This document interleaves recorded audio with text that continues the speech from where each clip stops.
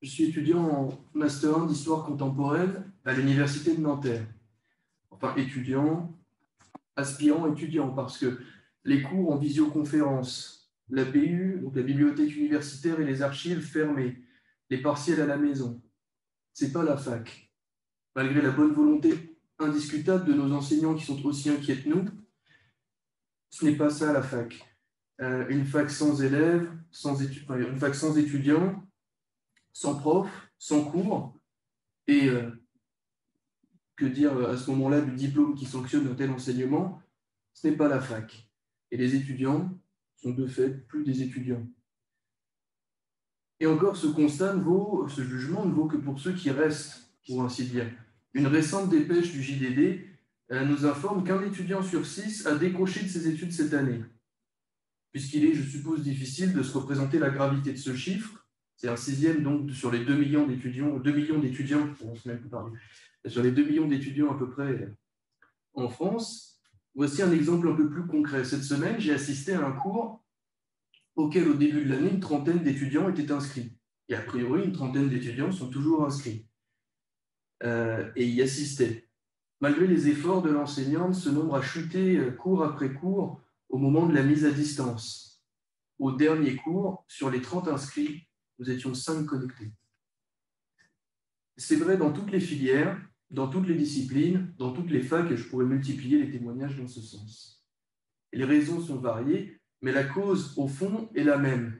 Le distanciel, qui est causé par la fermeture des facs, ne permet pas de se concentrer sur le long terme, déstabilise l'attention même des étudiants les plus sérieux. À ça, il faut ajouter les difficultés matérielles qui ont explosé pendant la crise, pour les étudiants, entre autres. Quand on ne sait pas comment manger, on ne se préoccupe pas d'abord d'aller en cours, malheureusement, surtout quand le cours est au mieux une conférence Zoom et au pire un PDF à télécharger, quand il y a encore un cours. Alors, oui, pour les étudiants, la situation est critique et elle ne s'annonce pas mieux, au contraire. Cette fin de semestre a été décourageante et désastreuse pour la plupart d'entre nous, notamment du point de vue du passage des examens, quand ils ont été passés. Mais la perspective du second semestre n'est pas plus rassurante. Le gouvernement annonce récemment un retour mi-janvier. C'est plus janvier, mais mi-janvier. Mais ce retour à la fac, en plus, ne signifie même pas retour en cours, puisque seules certaines catégories d'étudiants sont concernées. Et encore, ce retour est amputé, puisqu'on comprend qu'une partie au moins des cours sera toujours dispensée en distanciel. Et cette éventuelle reprise des cours, encore sans garantie aucune, conduirait éventuellement, peut-être, on n'est pas sûr, à une reprise totale en février. Je crois qu'il n'est pas difficile de se mettre à la place des étudiants. On passe des examens dans des conditions misérables et tout le monde décroche. Et on apprend que le second semestre sera un décalque du premier. C'est difficile, dans ces cas-là, de ne pas continuer à se décourager. Et qu'on ne nous dise pas que le virus est le seul responsable de la situation. Si on peut rouvrir les boutiques, ça tombe bien au moment des achats de Noël, si on peut rouvrir les transports, si on peut maintenir ouverts les lieux de travail, alors je pense qu'on peut rouvrir les universités. Nous pensons d'ailleurs, initiataires de l'appel Sauver l'université publique, nous pensons qu'alors on peut ouvrir les facs, que ce n'est qu'une question de moyens. C'est sûr, ça demanderait des moyens. Ça demanderait, comme nous le disons dans l'appel, sûrement des dépistages massifs, des masques, des tests, du gel disponible en grande quantité. Mais beaucoup de moyens, ça ne veut pas dire que c'est impossible. Et y a-t-il réellement plus urgent que d'investir quelques dizaines, peut-être quelques centaines de millions dans des masques, des gels, du dépistage, dans des recrutements de professeurs, dans la réquisition de salles, si ça permet à toute une génération d'être sauvée du désastre scolaire?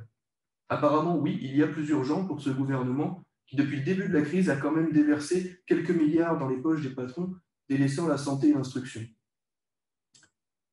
Et pour nous, une chose est sûre, ce décrochage organisé de l'université, organisé par le gouvernement Macron, qui n'a pas attendu la pandémie pour s'en prendre à la fac, est indigne de la soi-disant sixième puissance mondiale et est indigne de n'importe quelle nation civilisée.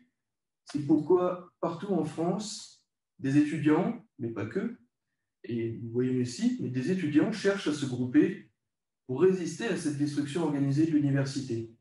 À Nanterre, par exemple, sommes une dizaine d'étudiants à s'être groupés le 16 novembre autour de 10 revendications pour rétablir la fac, organisées en comité pour suivre la campagne autour de la pétition qui contenait ces 10 revendications.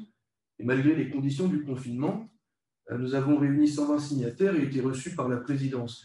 Ne mettant pas sur cet aspect, mais nous avons collectivement décidé, initiateurs de cette pétition particulière à Nanterre, de nous joindre à l'appel « L'université publique est en danger », et de nous joindre aux initiateurs, d'abord parce que son mot d'ordre de reprise immédiate des cours contenait toutes nos revendications particulières et permettait de les transposer dans un cadre bien plus large, et ensuite parce que nous croyons que les problèmes de Nanterre sont les problèmes de toute l'université publique en France, et en ce qui nous concerne directement, celui de toute une génération d'étudiants que le gouvernement, et je vais conclure là-dessus, est en train de...